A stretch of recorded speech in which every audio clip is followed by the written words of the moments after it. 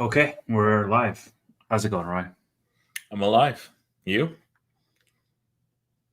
Also alive. Yeah, that's a good and high bar that you're setting for yourself. I like it. I mean, it's better than the alternative, right? Yeah, forever an optimist, Roy. Yeah, it's been a good week. Interesting week so far. Not as busy as last week for me personally, but yeah, markets are doing their thing. So it'll be a fun discussion tonight. Yeah, I'm looking forward to it. Why don't you kick it off for us? And while you do that, I'll tweet this out. Yeah. So we don't talk too much in the way of politics. For a reason. We do talk some. Canadian politics all day, every day for me, but Tevis might get arrested because of the way it is there in Canada. But we definitely will be speaking about PayPal a little bit later today too. They've had in the last 7 days two big pieces of massive news. One was big, and the other is just gargantuan, and I'm still not over it. So, but let's start off with a little bit of politics. So, first, Gary Gensler. He is currently in charge of SEC. If you're not familiar with what SEC stands for, it refers to Stop Everything Crypto. I was hoping to get Tevis with the drink there. Gary Gensler, when he's brought in, the thought was that he would be very retail friendly and would make rulings and lawsuits and legislature that way. And it seems like he's actually the opposite. And so, as far as him being a Treasury Secretary, this is just considering. Nothing's guaranteed. Kamala might win, she might not. What are your feelings, Tevis, about him being the Treasury Secretary of the United States? I mean, Bitcoin is my third largest position, so not entirely thrilled about it. I just found it very interesting because, Trump was running on, I'm going to fire Gary Gensler on day one. And then she's running on, he's going to be my Treasury Secretary. I don't think you can, those are the two ends of the spectrum, and everybody else falls somewhere in the middle. Whoops. Let me stop sharing there. My bad. It's I don't know. It's kind of mind-boggling. I don't think that he's done a credible job.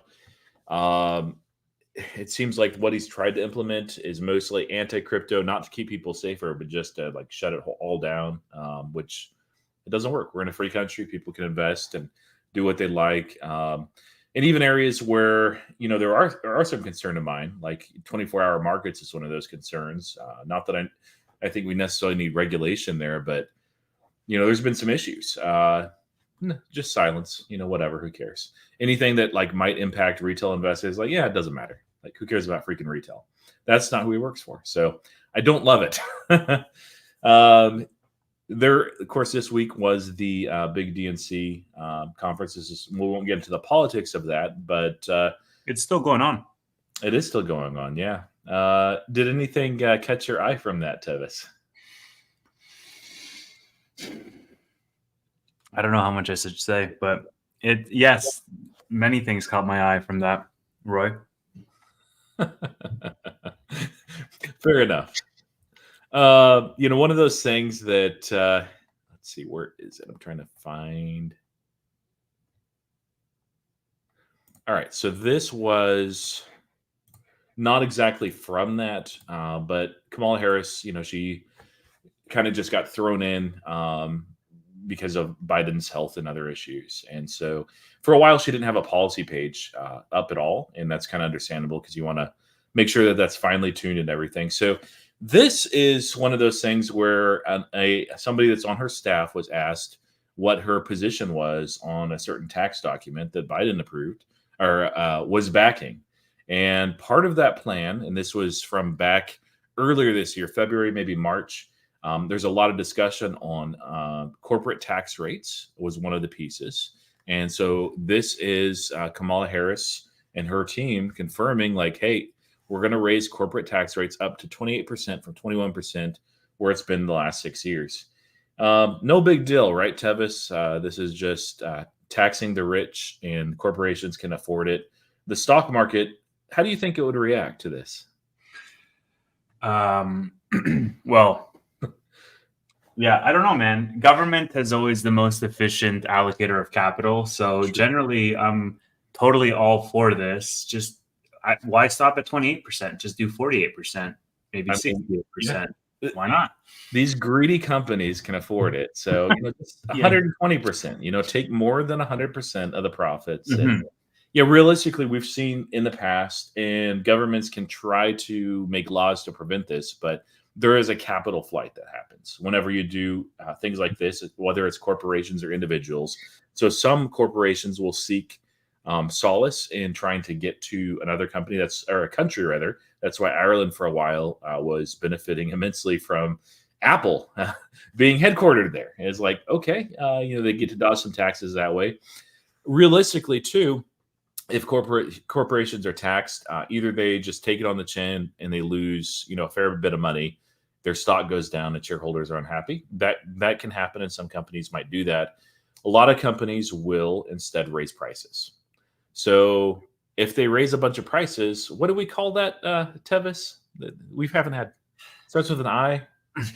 Yeah, something in something.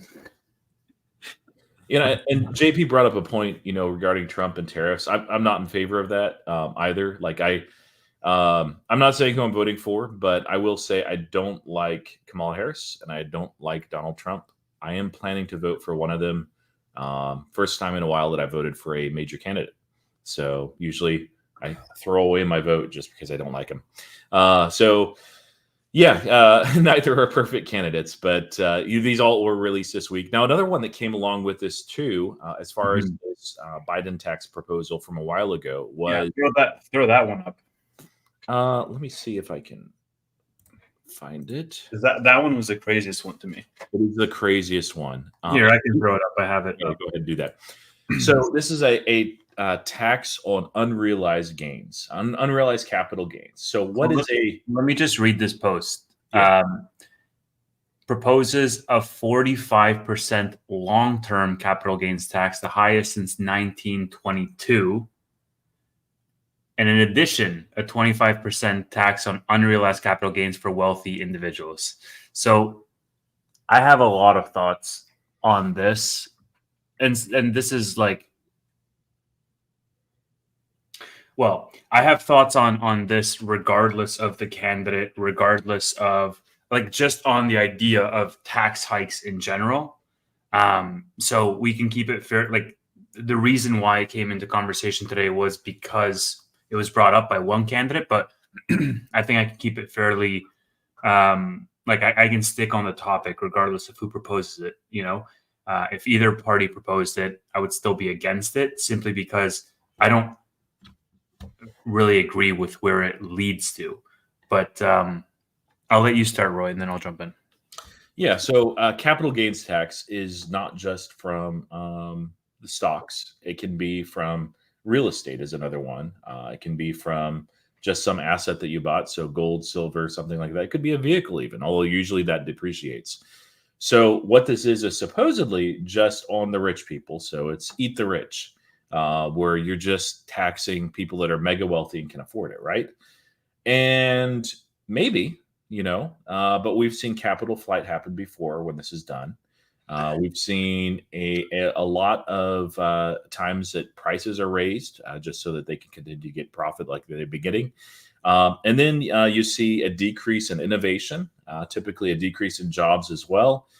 You see higher prices.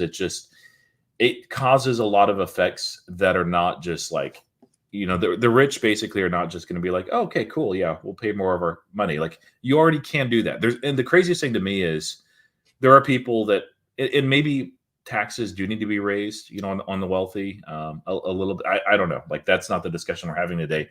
But we already have in the United States, and I'm sure it's the same in your country. If somebody wants to pay more of their own fair share, they can do so. The United States Treasury does take donations if you want to send it above and beyond. The thing is, there's a lot of people that are like, oh man, I wish I was taxed more so that I should be taxed more and this and that and the other. And guess what? They don't give to the United States Treasury. If you think that, just give to the United States Treasury. They are the best allocator on the planet. But realistically, the issue is the United States has a horrible spending problem that I'm not sure either candidate actually will address. We will. Well, I guess we can pivot in just a moment to the Doge committee. But first, Tevis, your thoughts on? Well, there's a few problems here with unrealized capital gains tax, but you go ahead and then I'll respond to you. Okay.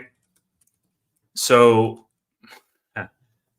a few thoughts on this. I think, first of all, just to summarize the thing that Roy just said and double tap on it, the main problem across the majority of governments that have a deficit higher than their GDP is a spending problem, not a not a revenue problem. It's an expenses problem. Government is a terrible allocator of capital simply because, in large part, they have no stakes. The private sector has competition that keeps them at bay, because if I don't like your product, or you're price gouging me, or you're not offering a service to my standards, I can always go to your competitor. And that keeps the market in a very competing dynamic where the customer essentially wins out, because there's some equilibrium that's reached in economics. Government doesn't really have that. And then you pair that on top of the short terms that these politicians, stay in power, 4 years, 8 years, whatever. They run on these platforms that include a lot of spending, and in large part, it's sort of kicking the can down the road. So that's the first side of the equation. If you tackle it on the other side of the equation, the rich especially have more options as to how they want to preserve their wealth. This is this ever ballooning tax code that is thousands of pages long, where you need a team of lawyers to help you, have tax advantage strategies and preserve your wealth. Corporations do it at a high level. Individuals do it. Individuals do it through holding companies, through corporate structures, all kinds of different strategies. And these are largely things that the middle class doesn't have access to, or doesn't have the education about. I was actually having lunch with a friend of mine who's a chief technology officer at a public company. And basically he was saying that for the first time he had the net worth where he was getting into like the private side of the Royal Bank of Canada, one of our major banks, so like our equivalent to JP Morgan. And essentially, he had an entire team provided from the bank at his disposal to propose strategies for him, to essentially act as a tax advisor for him on how he could preserve his wealth. And I said, that's amazing, man. How can I get access to that? He said, all you need is about 3 to 4 million as a minimum threshold, and then you'll get access to like their private wealth side of their business. And so the point that I'm trying to make is that these are options that the rich have at their disposal that the middle class and the lower classes don't have. The other thing is that higher taxes for these lower brackets lead to fewer opportunities to compound that wealth and eventually reach that, nest egg or retirement age. It also leads to lower performance because you're taking money off that you could have otherwise compounded. And I think, just to summarize the other piece of it, the capital gains tax, I think that's a super slippery slope, because right now you're limiting it to wealthy individuals. But what is stopping the government, next year, 2 years, 5 years down the road, from increasing the pool of eligible people and eventually making it, to normal people, middle class people, so on and so forth? And then what happens when stocks like go down? Because it's very easy to have a capital gains tax when everything is going up, or has the presumption of always going up. But are you going to reimburse me then when stuff goes down? Like, how does that work? And so it's, at the very best case, I think it's going to be destructive to people's wealth. At the very worst case, it's like ill thought and haphazard rollout. Yeah, and I think that's the exact crux there, is that, like, best case scenario, the company doesn't die, or not company, country doesn't die over this, but like seriously, over time, many taxes are introduced. Income tax is one of those. with the aim at just the extreme wealthy, and that always comes and trickles down. And I realize like something like close to half of Americans don't pay the income tax, but still it's going to hit more people than you expect. And if there's unrealized gain, there's a couple big problems with it. So unrealized capital tax gains, it's like it's not just stocks. Like if that happens, then something is going to have to be sold or borrowed against, and that's not great for the economy. It's not great for stocks either. And then you also have the issue of things that are not stocks. So all of a sudden you have unrealized gains on your house that because of inflation and COVID and everything, let's say that you're in a pretty nice house, but you're in like Austin, Texas, or California. Let's say California, because you can be in like a shack and it's $1 million now. And you bought it for $100,000. Boom, $900,000 unrealized capital gains. You're wealthy because your net worth is over $1 million because of this thing. And you owe, as a result of this, what percent is that? 25%? So you owe $250,000 all of a sudden. How are you going to get that? You're going to have to sell your freaking house or borrow against it. Yeah. Yeah. It's just, it puts people in a really, really bad situation. And you know, I know it's not going to hit the 1 million person at first, but it'll come. Now, the good news is I don't think that this has really any support at all. I'm guessing that the aide that said that, you know, she supports all of this spoke a little bit too much and didn't consider this. If she runs with this and it's brought up in a debate and she's like, yeah, I'm absolutely in favor of this, I mean, she has no chance. It has, I mean, you can think about the politicians. The politicians in the United States, even if they start out pretty humble as far as their net worth, does not stay that way. You know, like it or hate it, and mostly don't like it. They're the mega wealthy people. And guess what? They're going to be like, unrealized capital gains tax on what I own.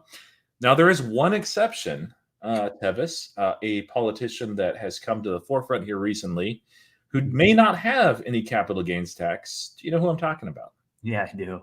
You throw it up. I don't have it, man. So let me see if I can find it. But yeah, basically, what's his face? Waltz apparently doesn't own any assets. I thought that's what we were talking. Let me see if I can find the post. Yeah, Walls, the vice president, running mate rather, of Kamala Harris. And this is actually a pretty interesting topic. So on one hand, let me share this screen real quick. And I should have grabbed. Oh, go ahead with yours. Yeah. Tim Wall's net worth is less than the average American's per fortune. Together with his wife, his net worth is $330,000 per the Wall Street Journal. So we know one person that's not going to be hit by those capital gains taxes, those pesky taxes. Go ahead. So here's the other side of this. Nancy Pelosi, of course, everybody's familiar with her, especially if you're in the market. Like she's killing it. I don't know when this was in 2020. So this is an older one, but this has only continued. And very recently, let me throw this up. This is one of her picks from earlier in the year. And if we look out 6 months, Palo Alto Networks, they do cybersecurity. They crashed from 366 down to 261. She bought heavily, and of course, they're back up to where they were today. Pelosi rarely loses. She has insider knowledge of what's happening in the country, different legislation, things like that. She also has a husband that is a investor, so likely some knowledge from him too. It's not just all nefarious stuff, but that's like his full-time job, though. He's like a hedge fund manager or something. Yeah, like he knows what he's doing. She'd be like, don't get me wrong, like, even if she wasn't connected like this, she'd still be making a killing. So, but so you have on one hand Nancy Pelosi, who makes out better than like the best traders and investors ever, and she's fully invested in the market. And on the other, you have Walls, who is not invested and engaged at all. Which is there's my favorite CEO. Congratulations, Redfin. On the stock. It really pumped. I told Tevis, I was like, man, I should have bought like 100 shares just for fun. Yeah. That thing has been up like a rocket. But anyway, going back to what? which would you prefer, Tevis? Would you rather have politicians actively invested in stocks across the board for the country, or not having a vested interest at all in the stock market like Walls? Let me put it to the audience with a very simple anecdote. We get bullish when CEOs and other insiders buy their own company stock. And the reason for that is because we want them to have skin in the game so that our goals are aligned. Like, for example, I know Anthony Noto at SoFi has performance stock units. So basically, he gets shares if the stock price hits a certain price, $25, $45 by 2026. I also am incentivized to see that happen. So Anthony Noto and I are incentivized to both see the stock rise because we both are underlying shareholders of that stock. Ultimately, I think with my investment portfolio, with my net worth, with my retirement, I want to be having aligned incentives with the lawmakers and the politicians who are setting legislature, because I want to make sure that our incentives are aligned so that we're also driving to a same goal. And so I would much, much, much rather have somebody like Nancy Pelosi making a ton of money, because I'm also making money in that situation.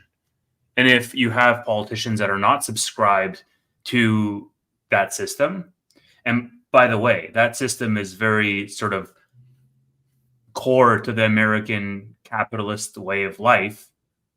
If you have somebody who is not subscribed to that, then I know that they will not act in the best interests of my building wealth, because we're not sort of marching in the same direction, if that makes sense. Like, if Anthony Noto was dumping SoFi stock, I wouldn't feel so good about buying it because that person is running the company. And if he's dumping it, it means that he must know something that I don't, or he's not as bullish as I am, or whatever other reason, right? That's why we panic when insiders dump stock, and we get excited when insiders buy stock, because it's a matter of aligning incentives. And I think it's the same thing on a wider level for politicians and the mass populace, especially where wealth accumulation is concerned. Yeah, and I agree. Given those two choices, a Walls that owns nothing and a Pelosi that has her hands in almost everything, give me 100 Pelosi's in the Senate. Yeah. I mean, honestly, it just vested interest in making sure that the stock market does well, these companies do well, America does well, versus if you have no skin in the game, I mean, hopefully you'll still do right. But I can't remember the exact quote right now, but show me the incentive, and I'll show you the money outcome or something. Yeah. Yeah. I thought you were going to say we're going to drink our urine and our opponent's blood or something. That was going to be the next thing. I think that maybe the more elegant solution would be if somebody is elected to public office of that, representative or senator in the United States. It may be best that they have skin in the game in the form of just owning index funds. Maybe broad ETFs, possibly, but I mean, that makes it real simple.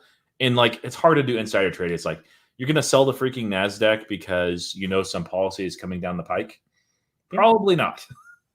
Well, it's like, you want to have things that we can all sort of get behind. And you built, I'm in Canada, so I can't really comment, but you built this entire persona of the US around this capital accumulation, this manifest destiny, American dream of, hey, you can have whatever you want. It's purely meritocratic. It's something that if you work hard enough, you can achieve something in that country. And now you're going completely against that. Yeah, of course, politicians should own equities. Of course, they should have a vested interest in the success of their country. If you want to really do something, ban shorting of stocks, have tighter feedback loops for making this information public around politicians trading, make politicians restricted to buying indices as opposed to individual names. How about if you really want to tax the wealthy, you put a hold on banks to have collateral of your stocks for them to loan out money, because that's how, Zuckerberg and Musk and others don't pay taxes. They take out a loan against their portfolio and they pay off that loan over time, as opposed to having to sell their stock. And so, like, there's different ways that you can skin that cat. It's just a matter of having those aligned incentives. And just by seeing the writing on the wall, it's not a pretty picture that it's painting. But we'll see what happens, I guess. Yeah, show me the incentives and I'll show you the outcomes. So, yeah, it could be. A lot of times politicians will say one thing just to attract a voter base. But speaking of the opposite of a stock crash at tax time, throw this up that I'm sharing. Redfin.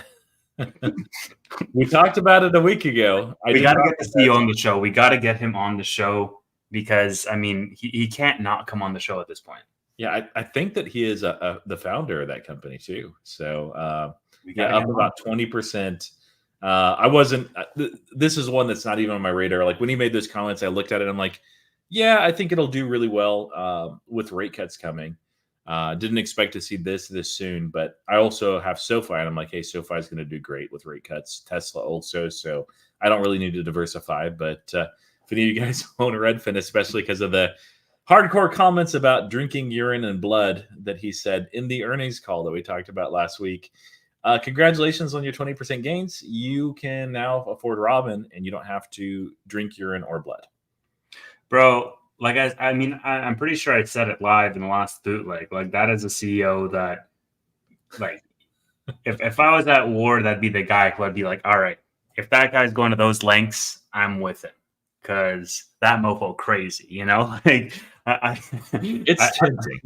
I mean, like, it really is.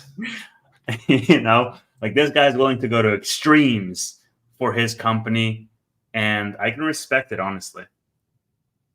So next segment, we did want to talk about some PayPal, or I did rather. Don't get me wrong. Tevis loves PayPal, loves to talk about PayPal. Now, year to date, we are up 17%, so still underperforming slightly the S&P 500, the NASDAQ. You can see that there's been some real momentum over the last 5 trading days, up 10.57%. Usually doesn't do that even when they have a very good earnings like they've had the last 3 quarters. So two things that are going on. One, we discussed a little bit, either I think on the after hours of SoFi Weekly, but Apple. You ever heard of Apple, Tevis? Yeah. Sorry, I was trying to find the unmute button. Yeah. I was actually looking to sell half my Apple position today, but I got caught up in meetings at work, so I didn't have time to trade. But maybe tomorrow. I don't know. We'll see.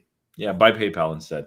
But Apple has Apple Pay, and they have the NFC chip that's in their phone that they monopolized, and because of the European Union actually suing them, they ended up settling and saying, "Hey, we'll open that up to other developers as well." Of course, there's a fee associated. They actually decided last week, late last week, they said we're going to open it up not just where we are pretty much forced to in the EU, but worldwide. Now, this is a big deal because one of the bear thesis of PayPal is competition is killing PayPal. It's driving down margins. And Apple Pay was one of really 3 different angles that they were looking at the competition coming. And that was mostly overstated, but there's a little bit of kernel of truth. And now all of a sudden, Apple Pay is open for business, and PayPal can actually launch their wallet right there. Now, another piece of news, and this happened just today, we can see there's a nice little pump in the stock, brought us over $70. We'll see if it actually sticks. But this I thought was just insane news. So there are 3 payment service providers, basically, that are major and massive throughout the world. There's Adyen, there is Stripe, and then there is PayPal's Braintree. And they don't own each a third of the market share. And there's some others in Europe, Global Payment Networks and all that, Fiserv, who cares? But largely, it's these 3 that just dominate. All 3 are growing rapidly. Stripe might actually IPO at some point. They've been talking about it for years. Yeah, Adyen and PayPal today announced a partnership with Adyen saying, hey, this Fastlane product that you're coming out with, PayPal, we want to partner with you and we want to help distribute that. Now, what's really interesting is when you're in the payment space, you have to do a certain amount of collaborating. You can't just say, well, we're going to completely ignore what Adyen, we're going to completely ignore what Stripe is doing just because they have some payment methods that you need to accept. So there's already been some partnership between PayPal and Adyen just because they want their customers to be able to use PayPal and vice versa. This is the first time that these companies have ever announced a joint partnership like this. The reason why it's a huge deal is, I mean, they're competitors, but Adyen is looking at what PayPal is putting out, and this leads to a ridiculous increase in conversion rates from around 50% range to up to 80% conversion rates for checkout conversion. And Adyen found it compelling enough that they said, you know what, we've entered an agreement with them, and we're going to be sure to provide this for our vendors. They're also launching this product in the United States that PayPal is in August, just in time for the holiday season. Today and tomorrow are the developer days. So immediate jump in stock price, as it should be. It actually should be higher, but a lot of people are like, Adyen, what is that? But when there's only three, and PayPal is, of course, going to promote their own product, and then the other big one, Adyen, says absolutely. Stripe's trying to do their own thing, and I don't have this post finished. This will come probably Thursday. Their product has had a lot of friction and a lot of issues. I think it's a very good product. I think they'll be successful with it. It's nowhere near as good as PayPal Fastlane. So the nice thing is people are waking up and realizing, okay, this bear case of PayPal's competition killing it. Well, we've seen in a week, Apple saying, hey, we're going to open up the NFC chip worldwide, which benefits PayPal and a bunch of others too. And we've seen one of their major competitors, one of two, say, hey, we're actually going to partner with you and we want to use your product. That's big. So what are the implications on this, Roy? What can we feasibly expect from a revenue perspective for this to drive? I mean, it's exciting because the logos are sexy, but realistically, what does it mean for PayPal? So with this, before the Adyen partnership and also the advertising vector that they're launching next year, I'm expecting about an 18% transaction margin dollar. These are like real net dollars you can basically think of lift by 2026. So, we get the rest of the way through this year, 2025 in 2026. So this is a year and a half from now. That's a substantial increase. Fastlane, if it really is best in class, like it looks like to me, I've not put my hands on the product. I just know the numbers that are coming out from that, the excitement that it's being received with. And I see what Stripe, I see what Shopify, I see what Bolt is probably not the best example because they're kind of a house of cards. But I see what others say as far as their own guest checkout experience, and it doesn't come close to PayPal on the numbers. It doesn't come close on the reach. One of the things that makes PayPal so successful is, like in fintech, this fintech tends to be very agile. So if PayPal launches this new product here and it's really good, the problem is a lack of moat. Somebody can come in and say, hey, we're going to take over. And so, I on this individual product, I don't remember what I had calculated, and this was before Adyen. I probably need to do this as well. But it's a substantial bump. Now, the reason why it can't be easily copied is because the success of this product, Fastlane, is from two vectors, and they both come from the same sources. It's basically the size and scale of PayPal, that they have 400 million customers that are active users and 35 million merchants. So Adyen, they cannot do something like this at all ever because they don't really cater to individual consumers. It's all in the merchant side. So they could code exactly the same, but they lack the data. So they got nothing. Stripe, it's a lot smaller here. If you look at something like Bolt, or if like Global Payment Networks or Fiserv wanted to jump in, they have those same problems. And so let's say maybe there's a young, hungry startup that comes and starts and says, hey, we've got the tech, we've got the drive, we should be able to push this out. They're launching a product without that basis of 400 million people that can instantly adopt this off the click. They also showed extremely high adoption rates on people that were not PayPal users in their pilot phase. So it can't be mimicked unless you have the same level of data or better than PayPal. And there's just not really anybody out there like that. Yeah, I mean, it's so like I think, is this part of a wider ecosystem in terms of integrating Fastlane across the, like, is this their next big bet, or is this just something that you think will drive a disproportionate amount to their bottom line that the market is just not accounting for right now at current valuations? Like, is it like, are we finding a value driver that the market's missing, or is it the first step towards a larger ecosystem play?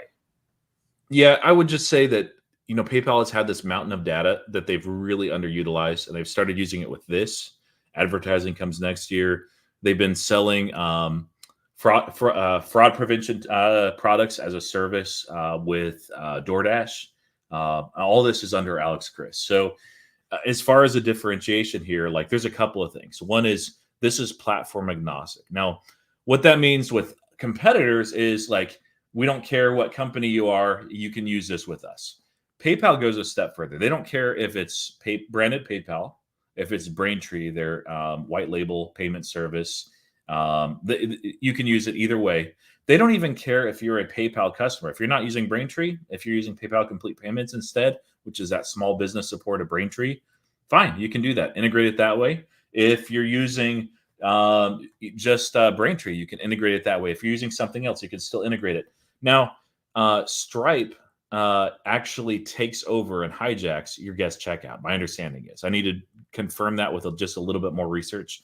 But I know that was a case last year, at least. If that's changed, I'll be a little bit surprised when they're using their product, which, by the way, doesn't lead to the same number of conversions. PayPal says, you know what? We're not hijacking your checkout at all. It's staying exactly the same. It's just that people can click one time, confirm, and put in their confirmation code, and they're done. That's the checkout process. Shopify, if they're pushing their product, it's through Shop Pay, and so you have to use that payment method. It's just on Shopify itself. PayPal Fastlane is like, there's no company out there that it cannot use this, and they have a global presence. So it is a massive, massive deal.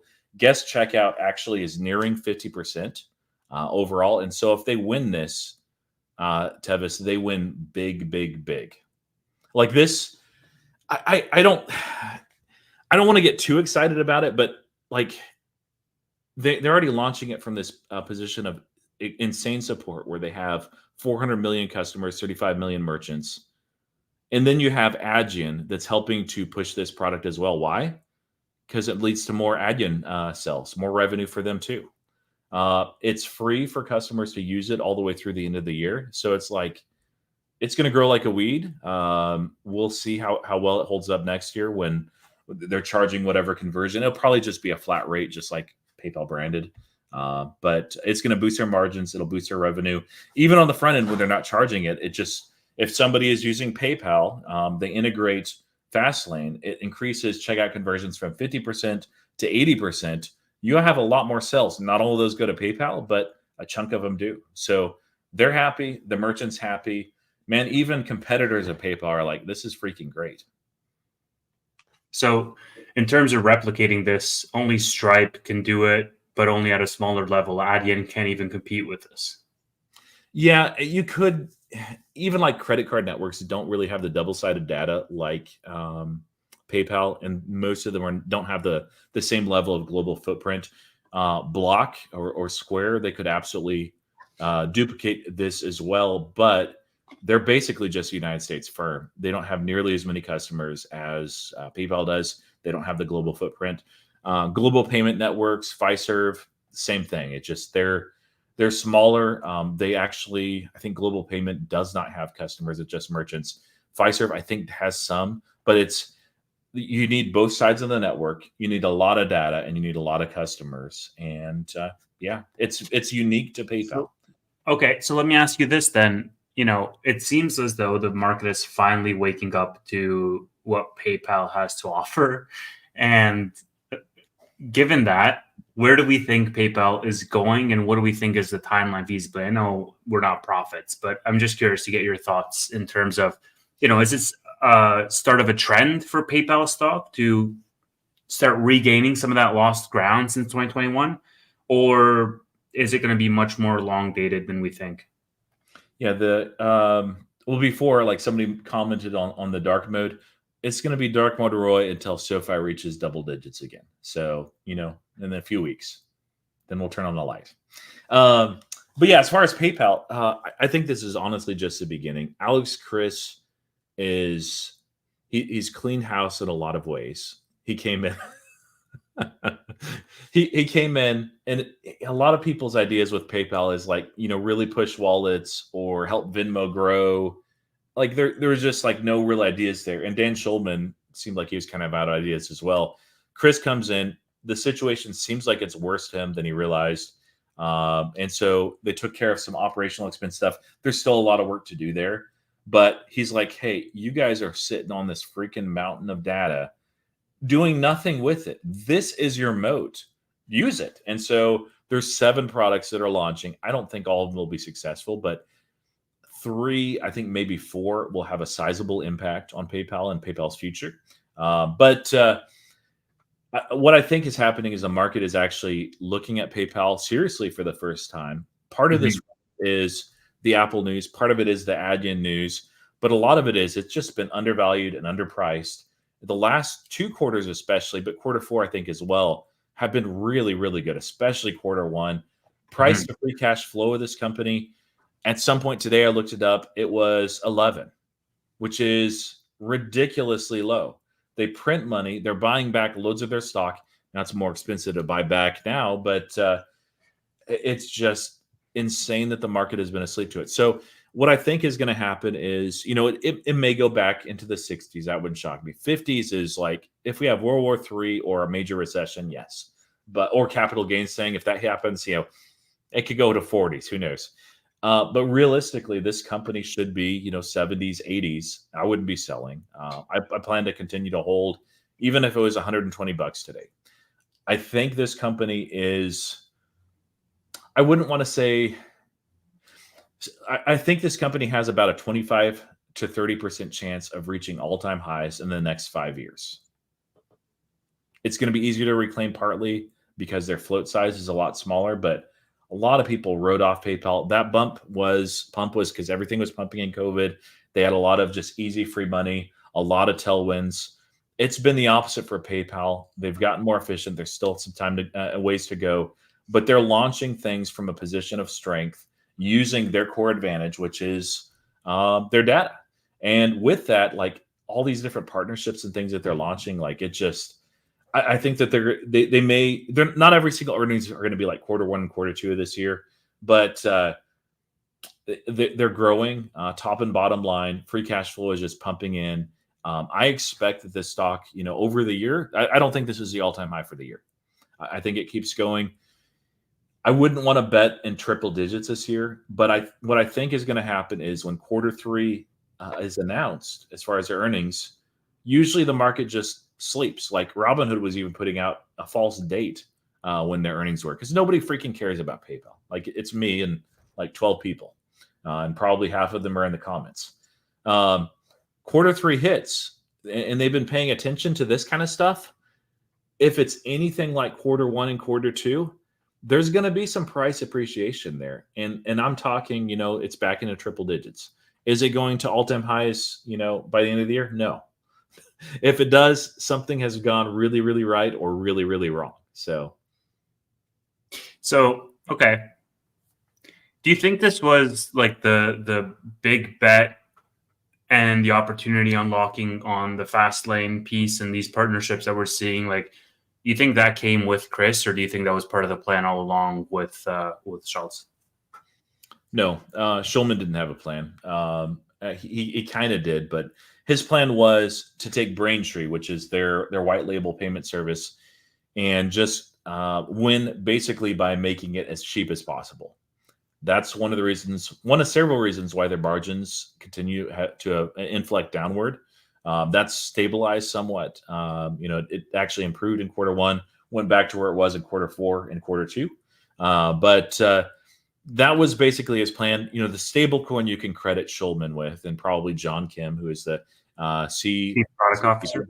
Yes, Chief Product Officer.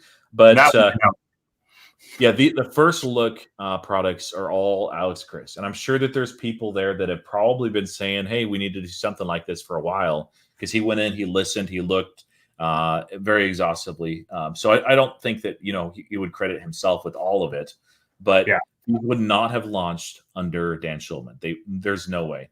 And they're bold, they're audacious. He said infamously actually, in January, late January, he said, we will shock the world. And that wasn't with the one announcement of what these products were. It's the execution. We're seeing that begin to ramp up. You know, people don't care about PayPal. You may have never heard about Adyen, but when it's a triopoly and you and one of your competitors partner on something because they're like, hey, this product is really that good. Yeah, things are pretty freaking good.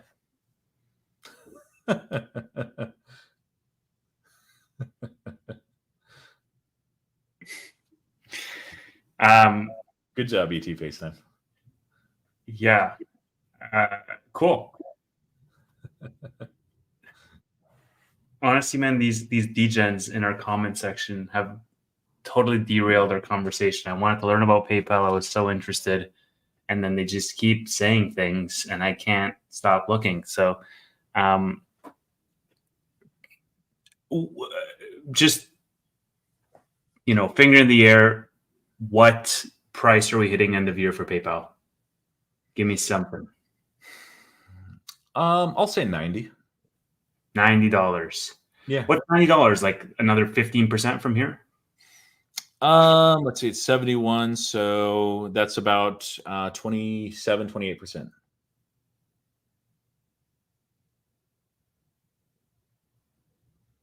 Yeah, sure. I mean, I don't think well, we'll see, right? We have Fed cuts coming soon. 50 basis points, you think, Roy? That's the rumor, yeah. That at Jackson Hole, that'll be announced that they're open to the idea of 50% basis points. We're still looking, I didn't check today, but at 100% chance or prediction of rate cuts coming at the end of September, either 25 or 50 basis points. More than that would be, things are really bad. So what is coming out, I believe tomorrow, is revised job numbers. And let me throw that up because that's kind of worrying. So job numbers come out, jobless numbers rather, every single week, but oftentimes they are revised later. And let me share here. This is from Goldman Sachs.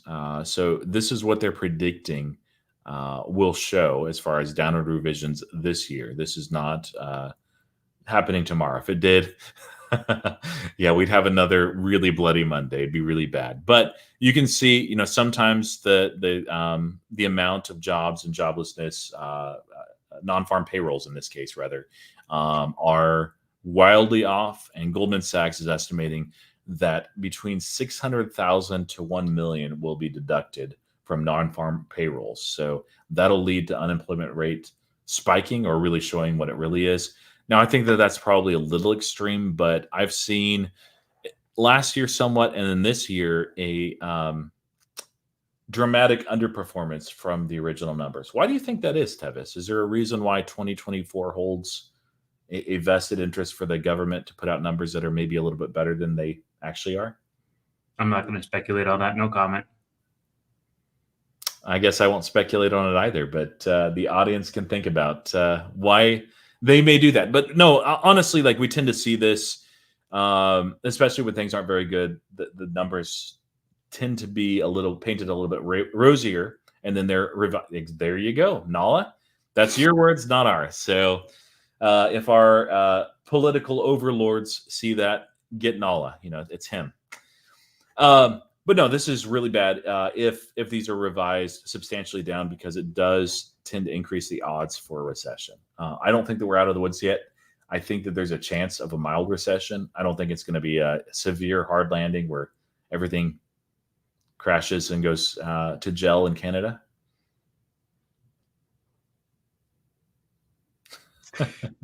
Yep. Moving on. I saw an article actually that some woman was charged for some social media comments out in BC. I think her social media comments were like outrageous, like racist or something. But yeah, man, the UK coming to a country near you. You just need to defect here to the United States, brother. I mean, why would I defect to the United States? You guys are going to tax me just as much soon. Look, here's what you do. You go to vacation in Mexico, and then you just walk across the border. There you go. American citizen. Not really, but... Yeah, and they'll probably give me money, too. They'll give me papers and money. I've got an extra room. You can rent out this one. So it's got a TV, got a couch. It's got no lights. It's got no lights. Lights are extra. Those don't come in. What was unlimited Celsius for you? You have to buy it, but you can drink as much as you want. What was I going to pull up? I was going to pull up this comment. Hold on. Lisa, the only one in our chat actually paying attention, saying 50 bips might freak the market out. Roy, your thoughts? I don't think so. It seems like that was expected at different times. I think that the market craves certainty, and so I think that there's initially going to be excitement if Powell confirms, like, hey, this is the reality of what we're thinking. And I don't think that the market reacts unless something comes out with these non-farm payroll numbers where they've revised strongly downward. It's looking like a recession. Then maybe, that's the case. Is rate cuts themselves are not bearish. I think it's priced in at this point. I think it does read kind of desperate. I'm just saying, like, why would you do 50 at once when you could have done 25, a few months ago, and then another 25, and just gradually wean off? If not for some surprising numbers that you didn't have on the radar before. Like, what I'm saying is it does read like nobody starts off with immediately like, let's go 50 at a time. Like, why would you do that? You could just do 25, 25, 25, and it's a more gradual transition. I don't know. That's just my sort of super basic take on it, that it reads kind of desperate and very reactionary, which the market might take as uncertainty going forward, that anything that comes out can severely change the Fed, in which case you have to question the quality of data that they're even getting as inputs. So I don't think 50 will freak it out. I think it's expected. I think that they are late and they realize it. And it's better to do that rather than just 2.25. 0.75 would freak things out. But this is a progression that brought us here. So the first one was in March 2022. But they announced at the time, like, hey, there's going to be a lot more of these. Now, they weren't at the time forecasting this many rate hikes. But we see that there was times... Not very big. There we go. The next time was 50, then 75, 75, 75, 75.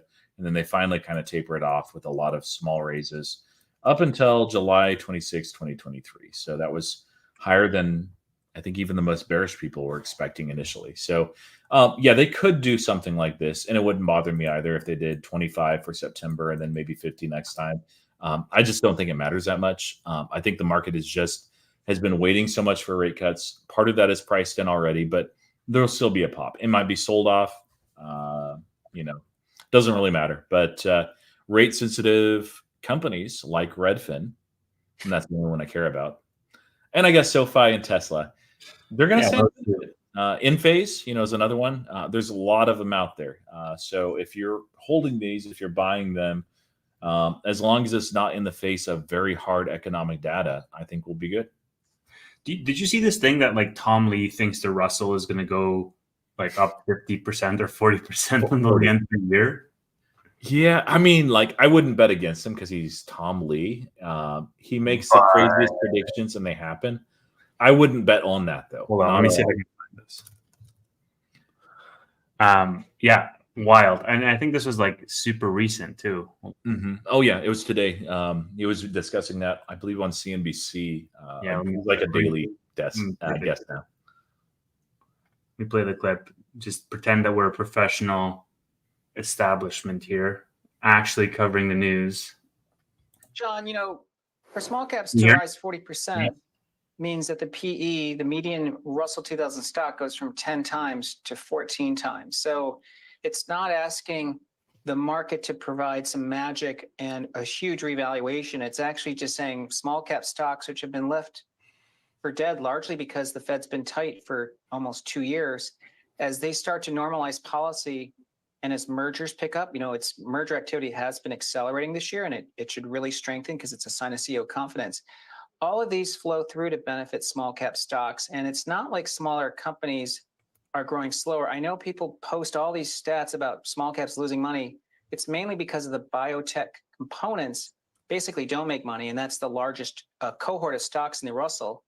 But the Russell 2000 median earnings growth is almost 700 basis points faster than the S&P, and top line growth is almost 400 basis points. So you're getting better growth, lower valuation, and I think the catalyst is now when the market is convinced the Fed is embarking on a rate cutting cycle.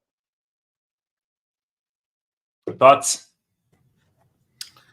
I mean, I don't know about the 40%, but yeah, I mean, Russell is full of a lot of companies that are not profitable that have leveraged debt, and so they do stand to benefit from rate cuts. Some of those are in industries as well that they benefit from that, like their sales will increase. So I think that there will be an increase. We've seen the Russell weaken a little bit recently, but yeah, I just wouldn't bet 40%. That's a lot. It can happen, but I don't know what kind of rate cuts we need. Well, it's hard because we need somewhat aggressive rate cuts, and we need the macro to not fall to pieces. And I mean, with election stuff, with World War III type stuff, with Stop saying that, man. You're like going to speak it into existence. You said it like 3 times this live stream. Stop it. All right. We're introducing 25% on unrealized capital gains, right? Do you understand that people speak things into existence? You do a little tweet and it's innocent and it gets a lot of views and it goes viral, and all of a sudden politicians are like, you know what? That's a great idea. All right, stop saying these things, all right? PayPal to $1 million by the end of the year. There we go. It doesn't work like that. I'll buy Canada at that point. But no, I just realistically, if there is a war, I hope that we in America invade Canada for a third time. Third try is a charm. So just kidding. Yeah, North Montana, baby. Here we come. That's right. 51st state. Yeah, exactly. When is the actual decision? Do we know? Do we have a date? Do you know when it is, right? Oh, for the Jackson Hole Symposium. I'm not sure. It's after Labor Day, right? September? Let's see. August 22nd through 24th. So yeah, it's coming up. Wait, 22nd? That's this week. This week. Yep. So we should hear. I don't know when Powell is exactly speaking. They do have like the agenda and everything, but yeah, I didn't do my homework on that. So that's gonna be fun. Yeah, I mean it's. I think the main thing is this is like any of Powell's speeches that the market will react some, but usually that whatever that reaction is moderated. Friday, okay, great.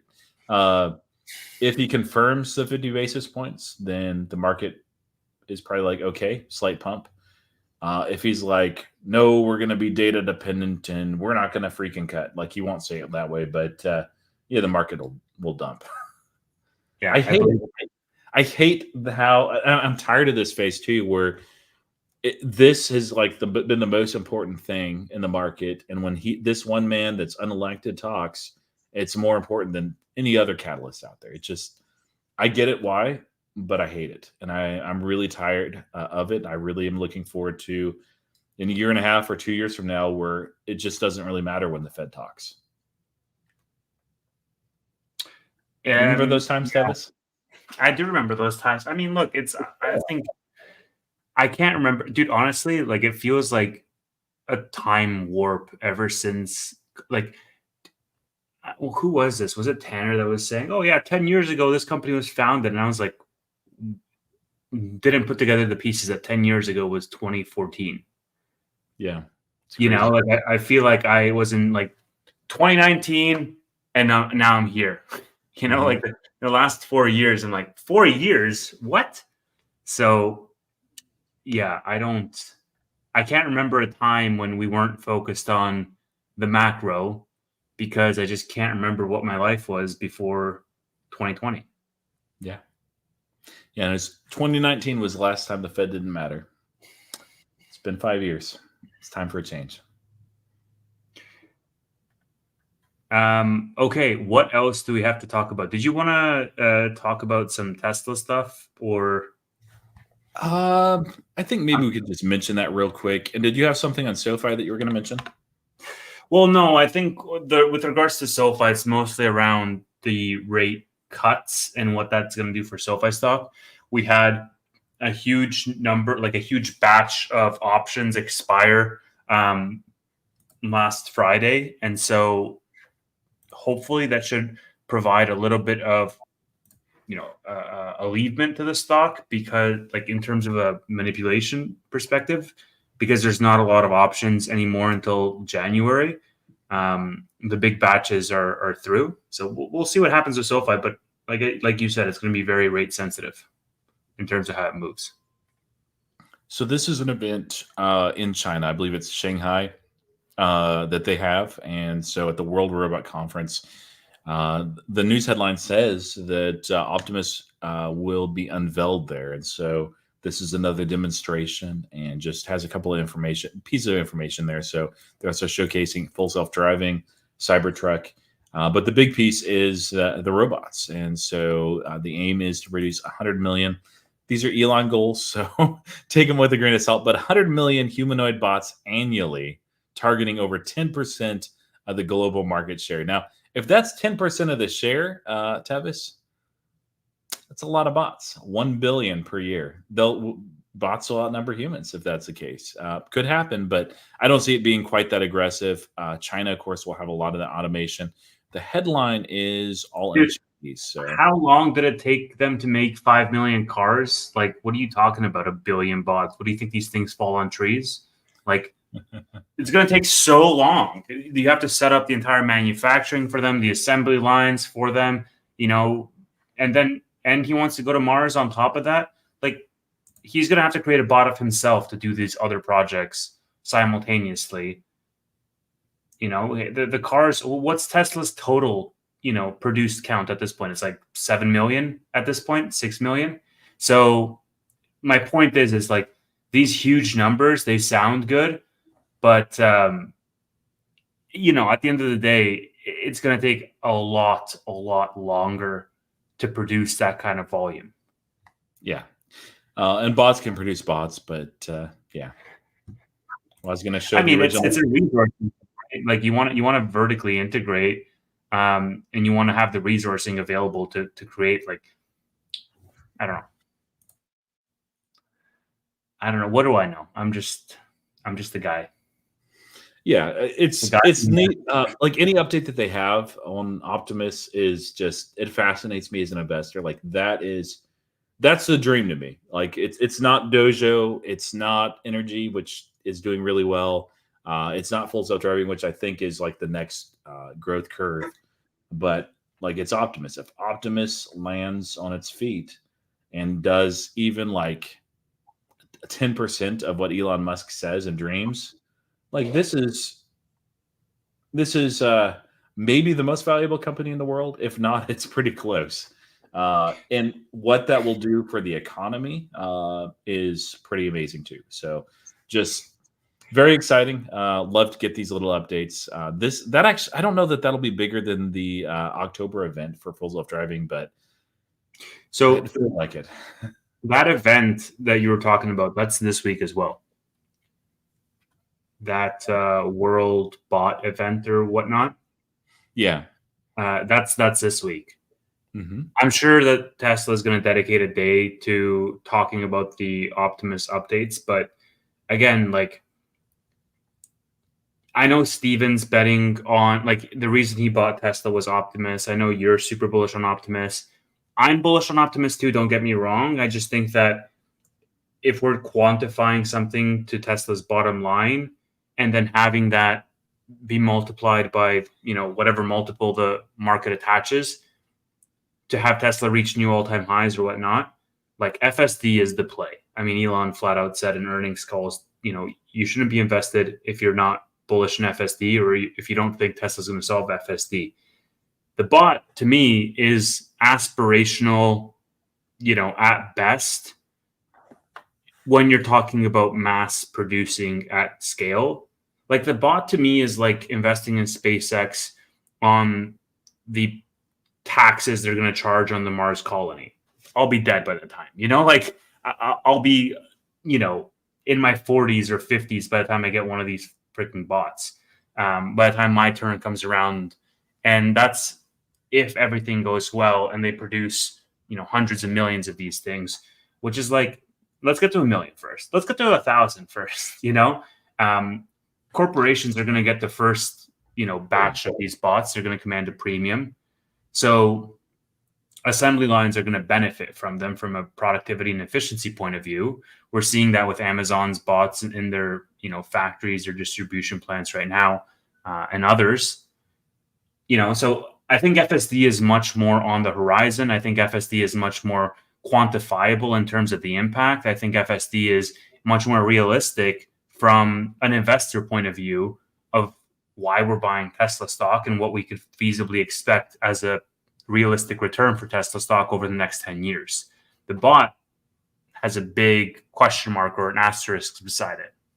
The nice thing is, I know that Tesla trades on sentiment more than fundamentals, but I don't think Optimus is priced in at all. Like it's so far out there and on the horizon. So it feels like I'm buying Tesla at a premium, yes. Elon Musk premium for incredible vehicles, incredible service sector. Insurance is there as well as another service. Energy is doing well, and you'll have full self-driving on the horizon. And then you get the dojo and you get bots for free. Mm-hmm. And I like that. I really like that because usually if you're going to invest in something like this, somebody else mentioned Figure. Figure seems really good. They're not going to make any revenue. They're just going to bleed revenue for a long time. And eventually, if it works out, and it may work out, like they'll go from that to just immensely profitable. But it takes a long, long time. You have to be very patient. Tesla is like, they're already printing money. Not everything's perfect, but rate cuts solve probably about 90% of what the bad things that Tesla has been facing. So. Yep, makes sense. Yeah, like again, I think that's going to be great. I think Tesla's going to do very well. They have tailwinds going into 2025. I'm excited to see. Like, I think for me, the little kid inside really is way more excited to see new products, to see the design, see the specs, and to see the bot updates more so than everything. Like, it doesn't get me super excited to just go on the earnings calls and listen to energy deployment storages. But at the end of the day, like the investor in me knows that that's where the money is going to be, because the bots are, they're a pipe dream, right? There's something that's going to happen in the next decade or more. Anthony noted himself. It's a neat company. We'll have to see where it goes with this event, with the October event for full self-driving. Of course, rate cuts impact that, but it seems like there's a lot of tailwinds for Tesla. I continue to hold my shares. I sold another cash secured put, just one. If that fills, I guess more like when it fills, because I plan to keep selling it until it does, then Tesla will, I believe, become my second largest position. Unless PayPal keeps pumping to $1 million, in which case, no. Any final words or thoughts or topics or comments before we wrap up? Honestly, man, I haven't been creating content really last week. I haven't really been creating content this week. So I was looking forward to this podcast to just sort of go back on live and talk about all the news that we're seeing. So yeah, this is fun. I know we don't really talk about politics, but that has been fun as well. Anything else that you wanted to cover this week? Yeah, just that things can change real fast in the market. We did our first and only live open like 2.5 weeks ago, and it seemed like stocks were dead. The bull market was dead. It was over. Things were crashing down. Blood in the streets type thing. And now back again. What happens in a bull market is climbing the wall of worry. You know this, but it's in case this is somebody's newer to investing. There's always things out there like monkeypox or election stuff, or what about unrealized corporate tax or Israel stuff, that's out there that people are worried about in a bull market. Every single bull market has that. And as these worries mount, you just keep climbing the wall of worry to higher and higher highs. Now, at some point that does end, the party comes over, and there could be several reasons why that happens, and it can unravel in a hurry. But yeah, things can change real fast. For myself, I just have that long-term horizon. I know the companies well that I'm invested in. I know what they're capable of. Not all of them will perform well all the time. Today, PayPal held up my portfolio. Like that doesn't happen. It's like the first time. And SoFi has been doing it, over this last week. So things can change in a hurry. I see a lot of good things on the horizon. Could be wrong, but got long-term horizons, and just know what you're invested.